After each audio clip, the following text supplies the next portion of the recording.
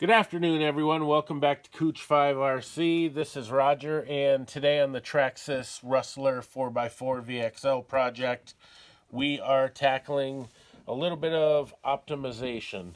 So, as you'll join me on the front end inspection on this 4x4 with the GTR shocks and the Traxxas axles. So I've recently moved just about every nut and bolt on this thing.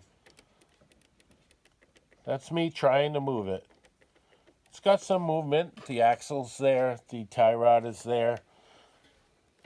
Same type of holding.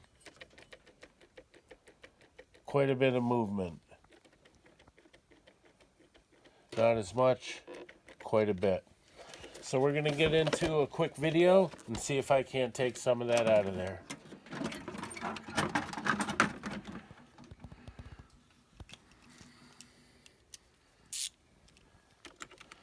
First thing we'll do is take off the wheel nut. I'll make this a little faster now that I've broken the contact. We'll pull that wheel and nut off. You'll see I've already got the aftermarket C-hubs for the front. I've got the aftermarket axle nut. So everything with the stainless as it went together, everything's real tight. I've gone through and nut and bolted it. But the fact of the matter is there's a certain amount of play that's built into the system when it's stock. Even after you improve parts or move and maintain parts, you're still going to get into the fact that there's still some factory play in it. So taking the locking pin and the lock nut off the end of our axle here, I determined the reason that this one is tighter now than this one was just as we started was because I've already gone and done a couple steps on that side that I'm going to try to mimic on this side and see if we can't tighten it up. One step was tightening the kingpin. I believe this is screw or bolt on the bottom, and that took up some of the play in the overall hub to carrier, or whatever the term is for the strut, the upright. And so there's some play there. There's some play at the end of the axle, because imagine the washer on the end here, which we'll take off now, and the axle.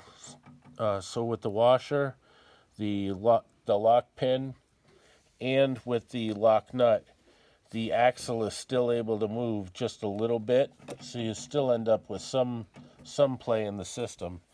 But what I'm going to go ahead and do is I ended up trying a few combinations just to get familiar.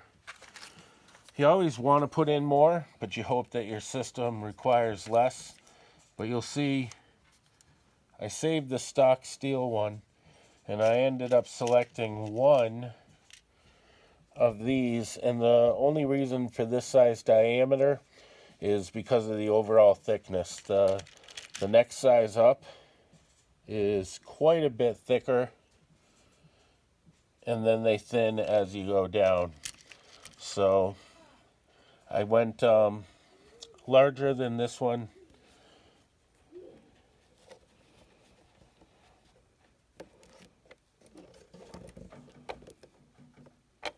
As you see, that one doesn't even fit. So I had selected this one for that other side.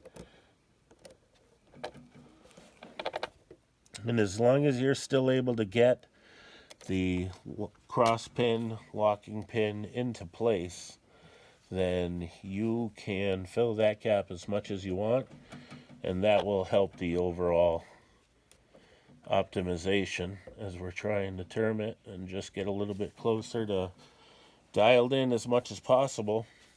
So you can only go so thick there. So these are the hard plastic style of spacer, washer, and I bought a kit that probably has about 660 types of nylon flat washers, and it's going to work out quite a bit to my favor to be able to do this on different projects as I go along. So we've got that one locked in there. And one other thing that I found, so just at this point on the other side, as you move things, it's fairly tight. One thing I found on the other side was quite a bit of play in the bottom of this arm to this part of the hub. So what I did was, we'll back out this locking screw. Now this had only gone into plastic, so I don't have any locking. I didn't use any Loctite on this one, but you'll see some of the debris on the threads. Unfortunately, this type of kingpin or screw bolt puts quite a bit of force onto the plastic, and you have to be careful if you're using power tools, but even if you're doing it manually, you end up having the opportunity to strip it out, lose some threads, and you end up maybe needing another arm or maybe just a bigger bolt. So in this system, on the bottom, there's a little bit of play. I'm seeing what I think is probably just a little bit less play than the driver's side between the stock A arm lower and the C hub or carrier, whatever the proper term is for this side. So what I'm going to try to get in is one, obviously you have to select a washer spacer that is going to, the bolt, the kingpin bolt is going to go through, and two, that is not too thick, that you go ahead and try to spread something that just isn't going to go, or you just don't need it. So on the other side, I did the lift method and tried to get this lock washer right in between the front portion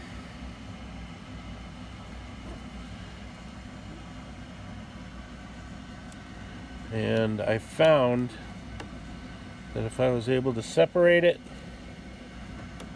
and get it in there just a little bit started, here's a match. It was hard for me to get the angle right where I'm trying to add a spacer here. And basically I got a click out of the other side, and I was really happy with that. So it went together pretty well. This one, as I was starting to say, is quite a bit tighter than the other side. I might not be able to go with the same size spacer. Let's see if there's anything any thinner that still meets my bolt desire. And if there's not anything in this kit that I'm able to use, then chances are we're gonna be leaving that slack left in this car. Pretty sure that one's far too small, and this one will work. So let's see if we can get this one in. If we can, it'll be just a matter of bolting it back up and accepting that we tried. Maybe I can get it on the end of this one. Apologize for my struggling. This is live and in action, and I'm certainly no pro, but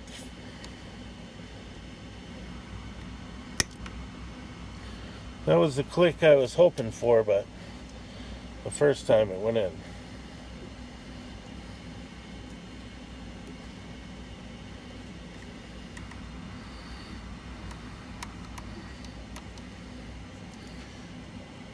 Just don't think I'm going to get a spacer on this side. Nope, this one's just a bit truer than the other side, so I'll have to cut my losses, get it to go back together. So at least we got the spacer on the end of the axle. Sorry, I didn't understand. That's fairly, a lot of people would cringe at that. I've lost quite a bit of strength on the in the plastic there. So we'll get our wheel back on the hub. So with the spacer, the locking pin, the hub nut, get it on to where it lines up with the hub inside. Get the wheel nut started.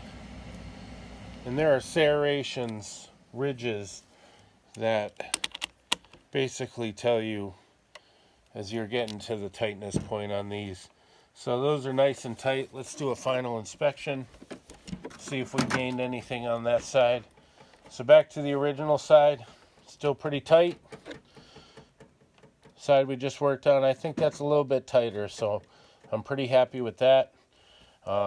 Eventually going to need an A-arm to go ahead and get those threads repaired. But happy to have it together. Traxxas Rustler VXL 4x4.